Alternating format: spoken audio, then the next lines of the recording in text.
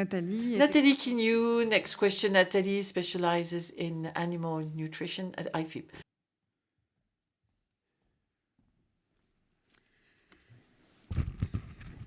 Madame la Présidente, Mesdames, Messieurs, bonjour. Madam Chairperson, ladies and gentlemen, I'm going to share with you the results of a trial regarding lactating sows in the framework of looking for a better nutritional solution in order to mitigate the effects of climate change on the sows' performance. And as was said this morning, it's also going to have an impact on the well-being, on the welfare of sows.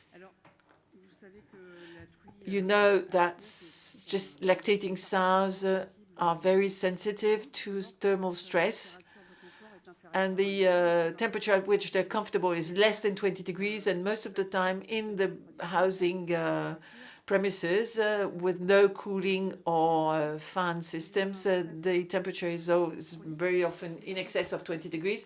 This means thermal stress for the sows, and it can also lead to an acute thermal stress if the temperature increases on an on and off basis in the pens. We looked for solutions in order to increase energy intake for the sows who are being submitted to thermal stress without increasing the heat. So we help them manage more energy without releasing more heat. Talking about reducing the heat released by the sow means talking about the extra heat released when the sow metabolizes the energy intake. And this is the calculation you make when you calculate the difference between ingested metabolizable energy and ingested energy, net energy. And there are several components. There's a short-term component, which means heat release in the hours following feed intake. And that obviously contributes to extra total heat. In order to have an impact on this first component on the short run, by the way, I forgot to say that this study was conducted in collaboration with INRAE. That's what I mean by when I say we looked into trying to reduce the quantity of extra heat released in the hours following feed intake by changing the way feed is distributed, the number of meals, and the time at which the meals are distributed.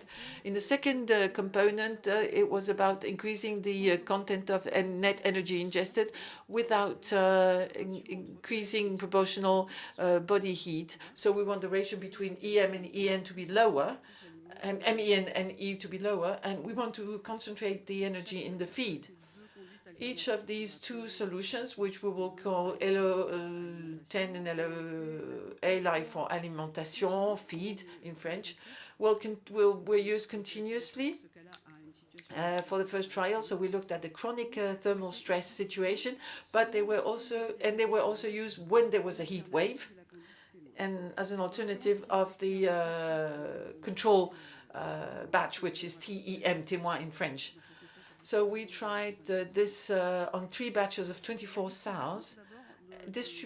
Meal distribution in the control group was 4 different times when the feed was made available, between 7 o'clock in the morning and 7:30 p.m.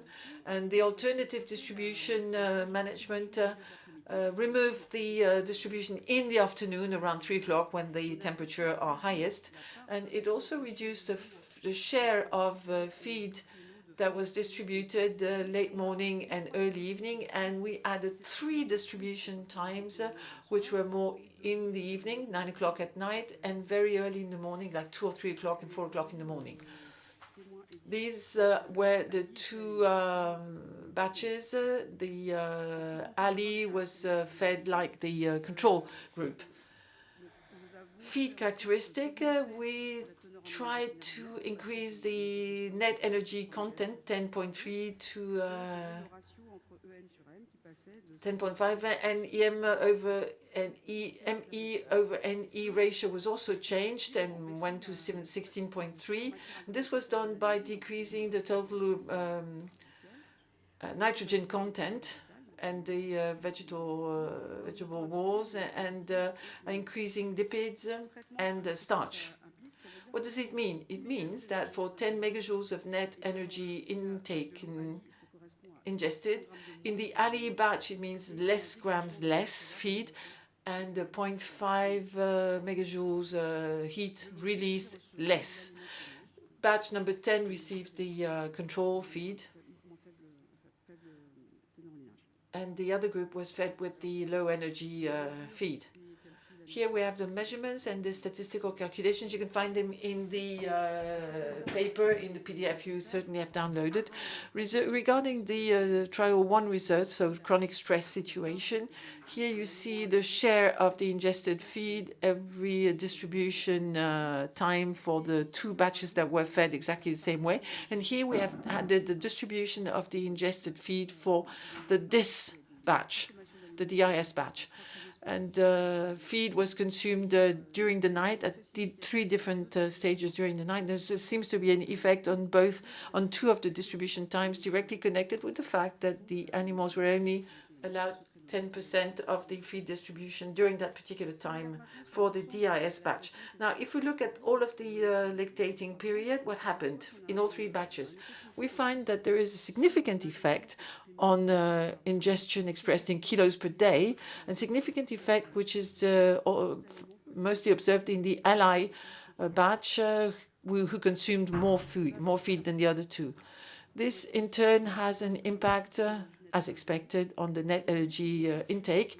However, for extra heat release, there is no difference, no significant difference, as if there was an adjustment happening for the extra heat release quantity, which means that the quantity of net energy ingested is adjusted, especially for the ALI batch. Regarding lactating performance, we have loss of back fat thickness and loss of muscle thickness, but there is no significant difference in the first 2 criteria. However, we see a lesser mobilization of the back fat, as if the energy intake had protected the animal regarding energy mobilization in muscle. And that is favorable because it will preserve the performances after weaning. Regarding the way the piglets grew, because that is a reflection of the lactating sows performance, we have a slight effect on the ALI batch, but not significant, although the system had been programmed in such a way that the difference in growing speed would be significant, but it wasn't really. So the fact that it's not significant definitely means that there is a variability in the response of the sows greater than we had expected in this kind of a trial. Now, if we look at trial number 2, we have changed the feed management only during the heat waves, which means 1 or 2 weeks, depending on the batches, but 1 or 2 weeks over the 4 weeks of lactation. On the left-hand side, the graph shows you how the ingested feed was distributed. It's a breakdown. There is an effect of the in the DIS batch. Left highlighted in yellow is only the heat waves, so when the treatment was applied, and we see here that consumption is significantly higher than in the control group. So much higher that it actually has an impact on lactation, the whole duration of lactation.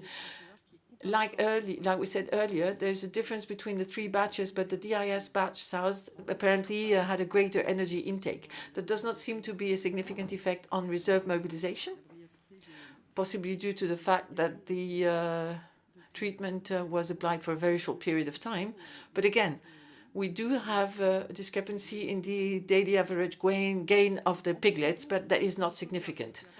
In conclusion, based on trials conducted in 2021, when the summer was not very hot, with a number of heat waves that was relatively limited, if we compare with the following year, we found that we could increase the quantity of net energy for the lactating sow,